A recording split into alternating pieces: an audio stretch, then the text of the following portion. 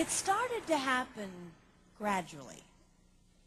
I would walk into a room and say something, and no one would notice. I would say, "Turn the TV down, please," and nothing would happen. So I would get louder.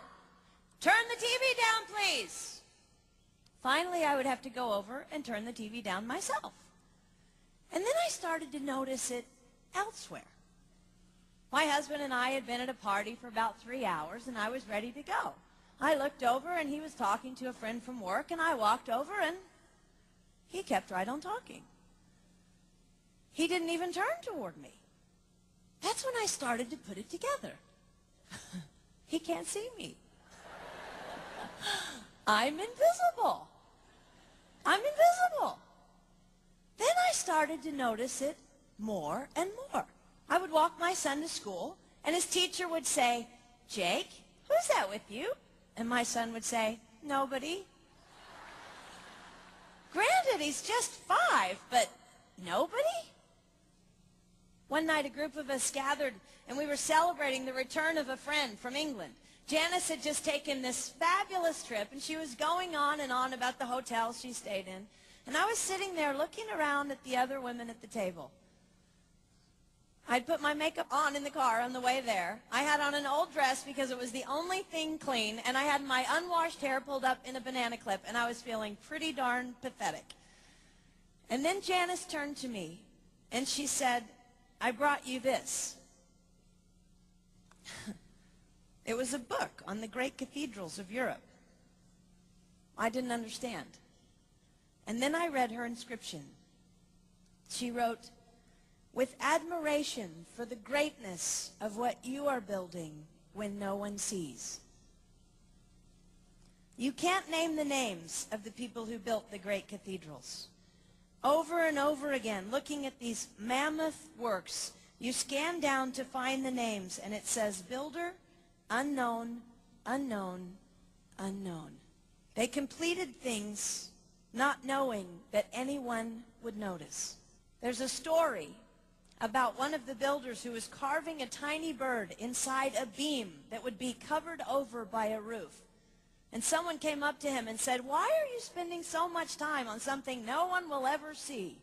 And it's reported that the builder replied, "Because God sees." They trusted that God saw everything. They gave their whole lives for a work, a mammoth work they would never see finished. They showed up day after day. Some of these cathedrals took over 100 years to build. That was more than one working man's lifetime. Day after day. And they made personal sacrifices for no credit. Showing up at a job they would never see finished, for a building their name would never be on. One writer even goes so far as to say no great cathedrals will ever be built again because so few people are willing to sacrifice to that degree. I closed the book, and it was as if I heard God say, "I see you. You are not invisible to me. No sacrifice is too small for me to notice.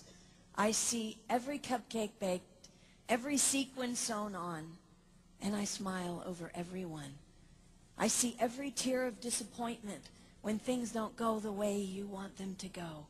But remember, you are building a great cathedral. It will not be finished in your lifetime, and sadly, you will never get to live there. But if you build it well, I will." At times, my invisibility has felt like an affliction to me. But it is not a disease that is erasing my life. It is the cure for the disease of self-centeredness. It is the antidote to my own pride. It's okay that they don't see. It's okay that they don't know. I don't want my son to tell the friend he's bringing home from college, "You're not going to believe what my mom does. She gets up at 4 in the morning and she bakes pies and hand-bastes a turkey and she presses all the linens." Even if I do all those things, I don't want him to say that. I want him to want to come home. And secondly, I want him to say to his friend, you're going to love it there. It's okay that they don't see. We don't work for them. We work for him. We sacrifice for him. They will never see. Not if we do it right. Not if we do it well. Let's pray that our work will stand as a monument to an even greater God.